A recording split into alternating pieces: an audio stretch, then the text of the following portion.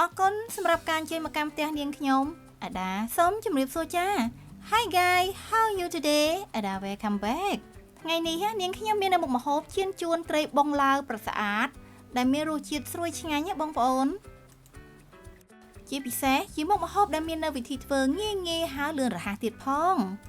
Yeah especially for these that are easy and quickly សូមបងប្អូនអញ្ចឹងទស្សនាវិធីចម្អិនថាងាយហើយលឿនរហ័សបែបណាកុំភ្លេចជួយ like ជួយ share និងជួយ subscribe channel នាងខ្ញុំផងបងប្អូននឹងបានទស្សនានៅម្ហូបថ្មីប្លែកឆ្ងាញ់របស់នាងខ្ញុំជារៀងរាល់ថ្ងៃណា Please subscribe to my channel click like and share too សម្រាប់គ្រឿងផ្សំរបស់នាងខ្ញុំគឺមានត្រីបងឡាវប្រស្អាតដែលភាគច្រើនយើងហៅកាត់ខ្លីៗថាត្រីបងឡាវបងប្អូនចាដោយសារតែត្រីមានទំហំធំដូច្នេះហើយនាងខ្ញុំប្រើតែផ្នែកកន្ទុយចំនួន1គីឡូ3ខាំចា Yes because the fish is large I only use the tail part of fish សម្រាប់គ្រឿងផ្សំរបស់នាងខ្ញុំថ្ងៃនេះចាសំខាន់គឺមានសៀងផ្អែមបងប្អូនចាជាមួយនឹងស្ករក្រហមឬក៏យើងហៅថាស្ករត្នោតណាជាមួយនឹងអំបិលចានេះជាគ្រឿងផ្សំបន្ថែមគឺស្រាចិនណាបងប្អូនសម្រាប់ធ្វើម្ហូបក៏មានជាមួយនឹងខ្ញីចាបន្ថែមជាមួយនឹងម្ទេសម៉ាឡេសម្រាប់ម្ទេសនេះដែរបងប្អូនចង់ដាក់ក៏បានឬក៏មិនដាក់ក៏បានចាមាននៅខ្ទឹមសខ្ទឹមក្រហមជាមួយនឹងចុងក្រោយបងប្អូនគឺនាងខ្ញុំប្រើជាមួយនឹងស្លឹកខ្ទឹមដែរចាគឺជាគ្រឿងដែលសំខាន់ដូចគ្នាសម្រាប់មុខម្ហូបជៀនជួននេះគឺយើងមិនសូវប្រើបន្លែនិងគ្រឿងផ្សំច្រើនដូចមុខម្ហូបផ្សេងទៀតទេបងប្អូនចាតោះអញ្ជើញមកទស្សនាវិធីចម្អិនជាមួយនឹងខ្ញុំទាំងអស់គ្នាណា Yes please come to see how to cook with me ជាដំបូងគឺនាងខ្ញុំហាន់ខ្ញីមួយដុំទុកសម្រាប់ប្រឡាក់ត្រីសិនណាបងប្អូនចា The first I chop it a piece of ginger to use for the fish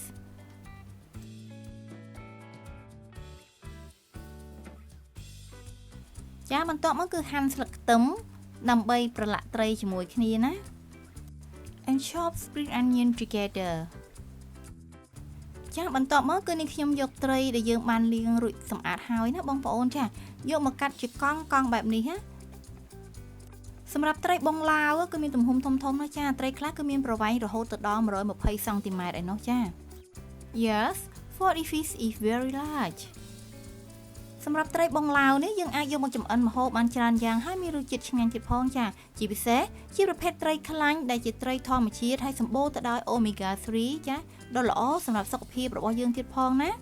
ចាបន្ទាប់មកគឺនាងខ្ញុំយកត្រីមកប្រឡាក់ជាមួយនឹងអំបិលបងប្អូនចុងស្រទាបបាយចា Then I take the fish to mix with a little bit of salt ចាដែលបន្ថែមជាមួយនឹងស្រាចិនមួយស្រទាបបាយ and egg Chinese ones for cooking សម្រាប់ខ្ញីនិងស្លឹកខ្ទឹមគឺយើងច្របាច់តិចសិនណាបងប្អូនដើម្បីចិញ្ចៀនបានល្អ and add the ginger and spring onion រួចហើយយកមកប្រឡាក់ជាមួយត្រីរបស់យើងដើម្បីឲ្យសាច់ត្រីរបស់យើងហ្នឹងគឺរឹងសាច់ល្អមានជាតិមានក្លិនឈ្ងុយហើយបំបត្តិភាពឆ្អាបទៀតណាបងប្អូនបន្ទាប់ពីប្រឡាក់ត្រីហើយគឺយើងទុកត្រីរបស់យើងហ្នឹងមួយឡែកសិនណាបងប្អូនចា Yes to make our fish meat firm tasty and fragrant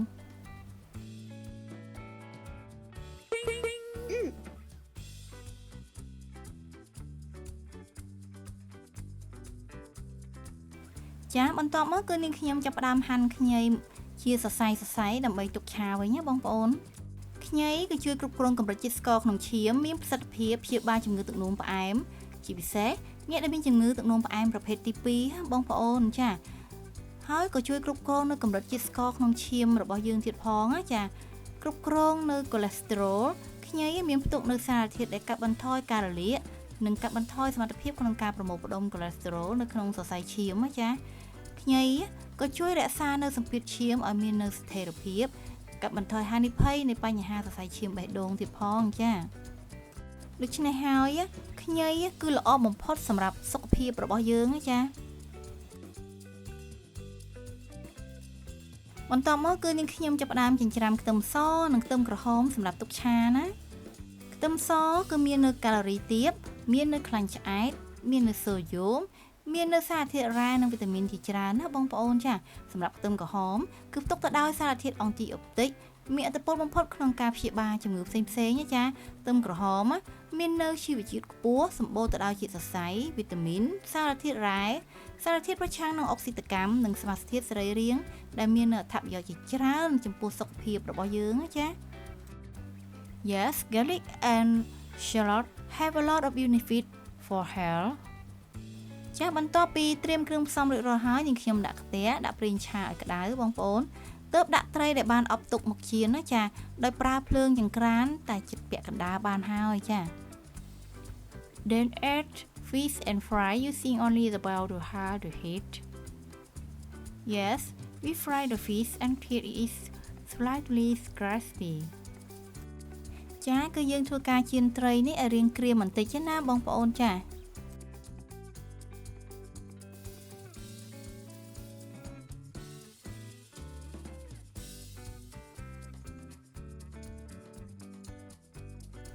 ចាឥឡូវនេះត្រីចៀនរបស់នាងខ្ញុំគឺក្រៀមល្អណាស់ចាសម្រាប់ក្លិនវិញគឺឈ្ងុយមែនតើណាបងប្អូន And now the fish is fried very well and smell is delicious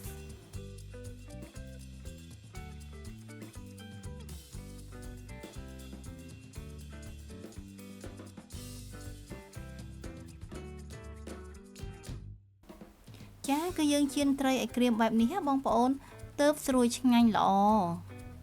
Yes, we fry the fish until it is crispy like this,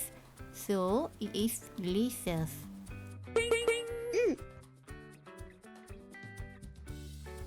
ចាបន្តមកទៀតគឺនាងខ្ញុំដាក់ខ្ទះដាក់ប្រេងឆាឲ្យក្តៅបងប្អូនចា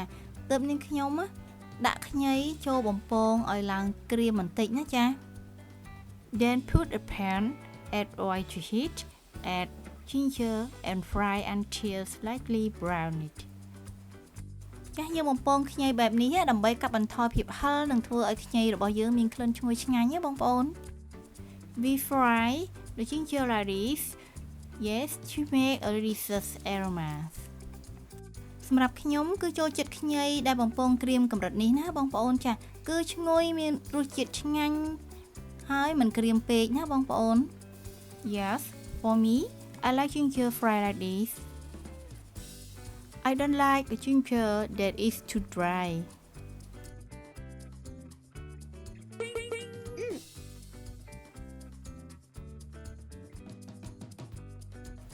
ចាបន្ទាប់ពីនេះខ្ញុំដួសខ្ញីចេញហើយបងប្អូនគឺយើងដាក់ខ្ទឹមសខ្ទឹមក្រហមនឹងចូលឆាឲ្យឈ្ងុយវិញម្ដងណា Yes, we add the garlic and shallot to fry until the fragrance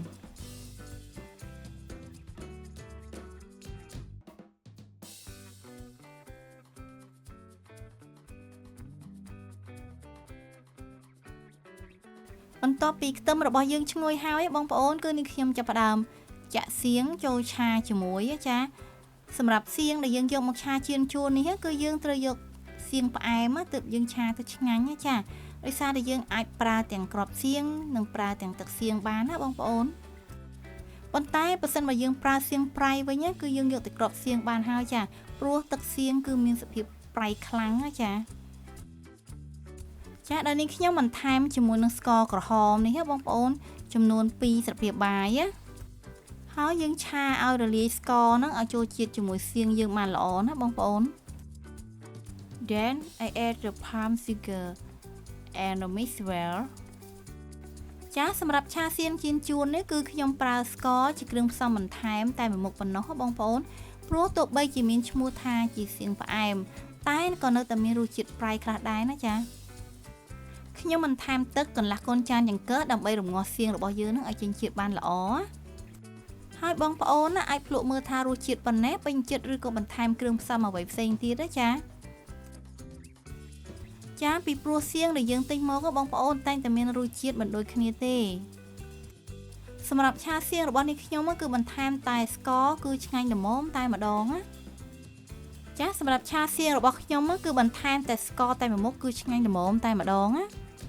Yes, for my fried soybean I only add sugar. It's delicious enough. ចាឆាសៀងរបស់នាងខ្ញុំគឺឆ្អិនហើយខាប់ទឹកប៉ុណ្ណេះគឺល្មមឆ្ងាញ់តែម្ដងណា Yes, now my friend soybean are cooked. ឆាសៀងរួចហើយគឺនឹងខ្ញុំចាប់ផ្ដើមរៀបត្រីចៀនស្រួយឆ្ងាញ់នឹងដាក់ចានណាបងប្អូន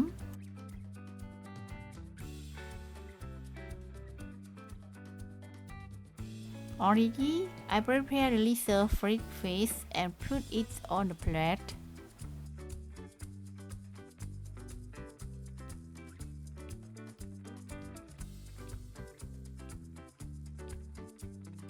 ចាបន្ទាប់មកគឺយើងដួសឆាសៀងដែលយើងបានឆារួចហើយនឹងស្រោចពីលើត្រីបងប្អូន and then put the fried soybean over the fish ចាយើងធ្វើបែបនេះសាច់ត្រីរបស់យើងនៅតែស្រួយឆ្ងាញ់ដដែលបងប្អូន We do like this so our fish remain crispy and delicious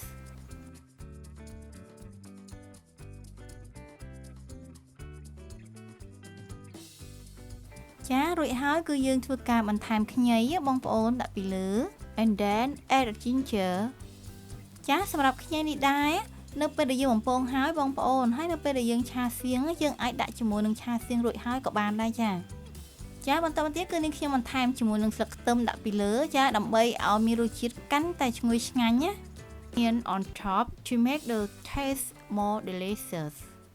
នាងខ្ញុំបន្ថែមជាមួយនឹងម្ទេសម៉ាឡេដើម្បីមានសោភ័ណភាពកាន់តែស្រស់ស្អាតទៅបងប្អូនមុខម្ហូបរបស់នាងខ្ញុំថ្ងៃនេះគឺរួចរាល់ហើយណាបងប្អូនចាប្រសិនបើបងប្អូនមានចម្ងល់អ្វីអាច comment ខាងក្រោមវីដេអូរបស់នាងខ្ញុំបានណាហើយប្រសិនបើបងប្អូនពេញចិត្តនឹងវីដេអូរបស់នាងខ្ញុំកុំភ្លេចជួយ like ជួយ share និងជួយ subscribe channel នាងខ្ញុំផងណា